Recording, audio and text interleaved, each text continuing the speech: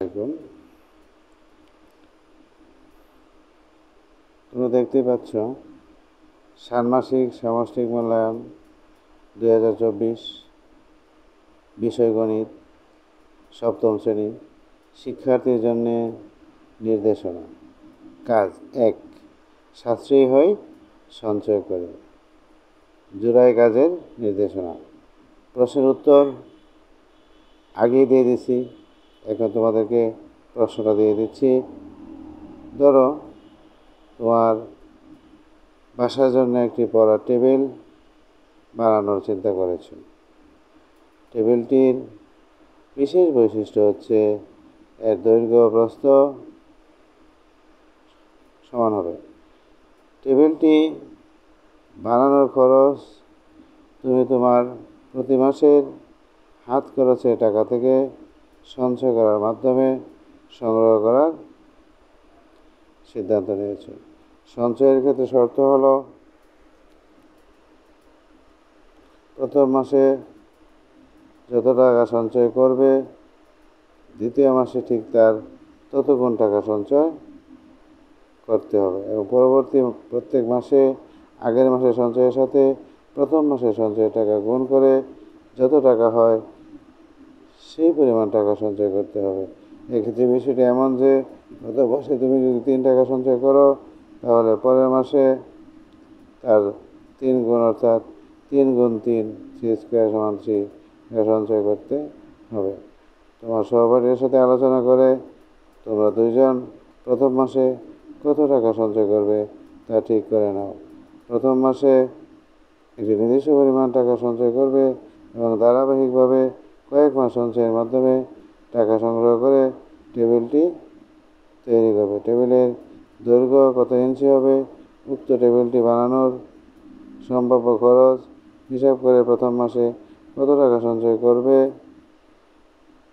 এবং টানা কত মাস সঞ্চয় করবে তার জোড়ায় আলোচনার মাধ্যমে বিস্তারিত পরিকল্পনা করবে।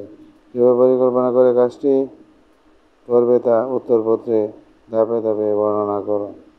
সঞ্চয়ের হিসাব ছক আকারে লেখো। সংখ্যাগুলো কি ছকের মাধ্যমে সূচক আকারে প্রকাশ করা যাবে ব্যাখ্যা করো।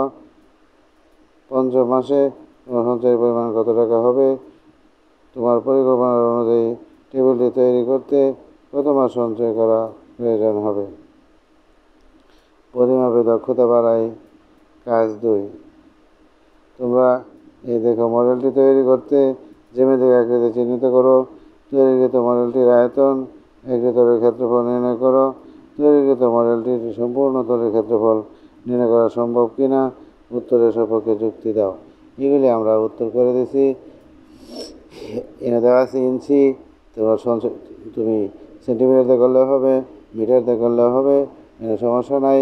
এখানে তারা ধরে নিছে আর কি টেবিলের দৈর্ঘ্য কত ইঞ্চি হবে, উক্ত টেবিলটি বানানোর সম্ভাব্য খরচ কত ইঞ্চি হবে, তুমি সেন্টিমিটারতে করবা, ইঞ্চির দরকার নাই। বুঝতে পারছো? এরপরে আসো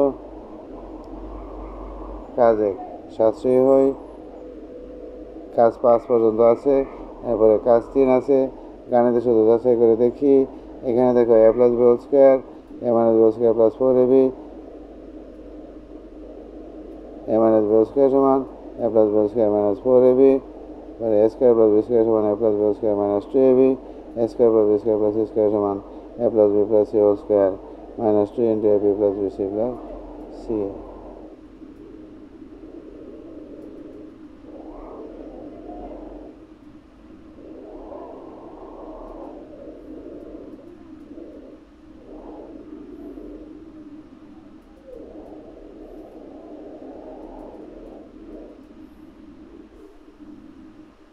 কাজ 1 নির্দেশনা।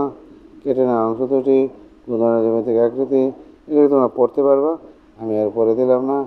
ধন্যবাদ। সবাই ভালো থাকো, সুস্থ থাকো। আল্লাহ হাফেজ।